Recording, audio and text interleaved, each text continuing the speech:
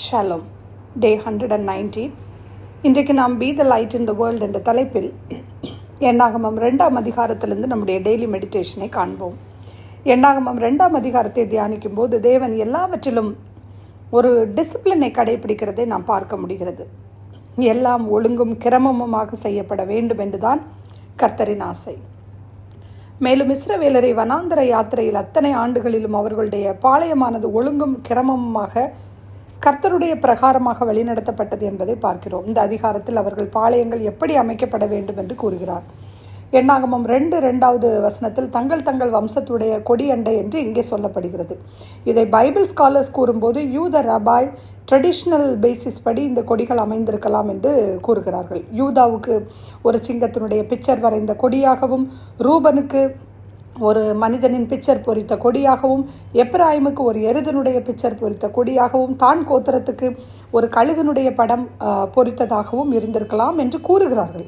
But இது நமக்கு ரொம்ப அவசியமல்ல, முக்கியமல்ல. ஏன்னா ட்ரெடிஷ்னல் கரெக்டான ஹிஸ்டரியை ஒருபோதும் கொடுக்காது.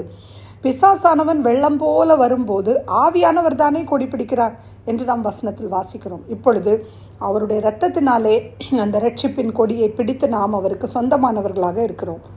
பாளையத்தினுடைய ஏற்பாடுகள் கர்த்தர் எப்படி கொடுத்தார்? கர்த்தர் ஆசரிப்பு கூடாரத்தை மத்தியில் வைத்து இஸ்ரவேல் ஜனங்கள் யாவரும் அதை சுற்றிலும் பாளையம் இறங்க வேண்டும் என்று சொன்னார். ஸோ இந்த ஆசரிப்பு கூடாரமானது நீண்ட ஒரு சதுரமுடையதாக அனைத்து பாளையங்களுக்கும் மத்தியிலே அது அமைக்கப்பட்டது. ஸோ அவங்க நீண்ட சதுரமாகவே பாளையம் இறங்கினார்கள். ஆசரிப்பு கூடாரத்தின் ஒவ்வொரு பக்கத்திலும் 3 கோத்திரத்தார்கள் பாளையம் இறங்கினார்கள். கீழ்ப்புறத்தில் யூதா, இசக்கார், செபுலோன் கோத்திரத்தாரும், இரண்டாவதாக தென்புறத்திலே ரூபன், சிமியோன், காத் கோத்திரத்தாருக்கும், மேற்புறத்திலே எப்ராயிம், மனாசே, பென்யமின் கோத்திரத்தாருக்கும், வடபுறத்திலே தான், நப்தலி, ஆசேர் கோத்திரத்தாருக்கும் ஆண்டவர் இடம் ஒதுக்கும்படி சொன்னார். இதில் யூதா கோத்திரத்தார் தான் எண்ணிக்கையில் அதிகமாக இருந்ததை நாம் பார்க்க முடிகிறது. இவங்க 4 சைடும் பாளையம் இறங்கினதால், அதாவது 4 டைரக்ஷன்லேயே வந்து தங்கினதால், it was in the shape of a cross.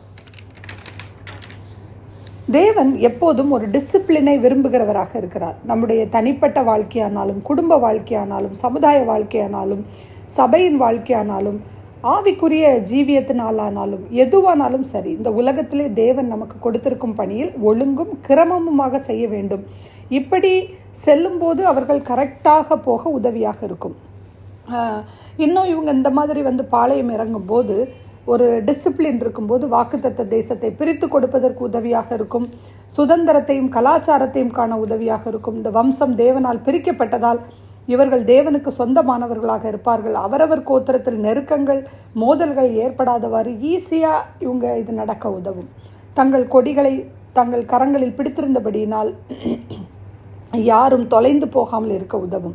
So இஸ்ரவேலர்கள் தங்களை பற்றியும் தங்கள் ஸ்தானம், பாளையத்தின் காரியத்தை குறித்தும் அறிந்தவர்களாக இருக்க வேண்டும். நாமும் இதுபோல்தான் நம்முடைய ரட்சிப்புக்கேற்ற சந்தேகமற்ற வாழ்க்கை இருந்தால்தான் நாம் யுத்த வீரர்களாக இருக்க முடியும். பயமோ சந்தேகமோ இருக்கும் என்றால் கிறிஸ்தவ வாழ்க்கையிலே யுத்த வீரர்களாக இருக்க முடியாது. உலகம், மாமிசம், பிசாசு, இந்த 3மே நமக்கு எதிரியாக செயல்படுகிறது. இதில் நாம் கேர்ஃபுல்லாக இருக்கணும். பிகாஸ் கர்த்தருடைய பணியை செய்வதற்கு கர்த்தருடைய சபையிலே நாம் ஒவ்வொருவரும் ஒவ்வொரு அவயவமாக இருக்கிறோம். எக்ஸாம்பிள், காலில் நம்முடைய பாதத்தில் மாத்திரம் 20க்கும் அதிகமான எலும்புகள் இருக்கிறதாம். அது நம்முடைய சரீரத்தை மொத்தமாக சுமக்க உதவி செய்கிறது. எவ்வளோ ஒரு நேர்த்தியாக கர்த்தர் செய்திருக்கிறார் பாருங்கள். பரிசுத்த ஆவியானவர் நம்மிலே தங்கி வாசமாக இருக்கிறார். தொர்க்காள் மரணமடைந்த போது சீமோன் பேதுரு அழைக்கப்பட்டார். அங்குள்ள விதவைகளும் சூழ்ந்திருந்த மக்களும் தொர்க்காள் செய்த கைவேலையினால் ஆன துணிமணிகளை காட்டினார்கள். ஸோ அவர் எப்படி அப்போ ஜெபித்திருப்பார்? தொர்க்காளுக்காக இன்னும் கொஞ்ச காலம் அவளுடைய பணியை செய்ய வேண்டும் என்று ஜெபித்திருப்பார். எஸ், கர்த்தர் தொர்க்காளை உயிரோடு எழுப்பினார். நம்மை கர்த்தர் எதற்காக அழைத்தாரோ அந்த பணியை நாம் உற்சாகமாய் செய்ய வேண்டும். எந்த இடத்தில் எந்த பணியை தந்திருக்கிறாரோ அந்த பணியை செய்ய அவரை மகிமைப்படுத்தவும் அவருக்கு ஒப்பு கொடுத்தும் வாழ அழைக்கப்பட்டிருக்கிறோம். நாம் ஜெபிப்போம். Loving heavenly father, I come before you in the name of Jesus. கர்த்தர் எங்களை தனித்தன்மை உள்ளவர்களாக படைத்திருக்கிறீரே. எப்படி எல்லாவற்றிலும் கர்த்தருக்கு பிரியமாய் ஒழுங்கும் கிரமமுமாய் ஒழுக்க முறைகளை நாங்கள் கடைபிடிக்கிறோமோ அதுபோல் நம் வாழ்க்கையில் கர்த்தர் நம்மை ஆசிர்வதிக்க முடியும் அப்பா.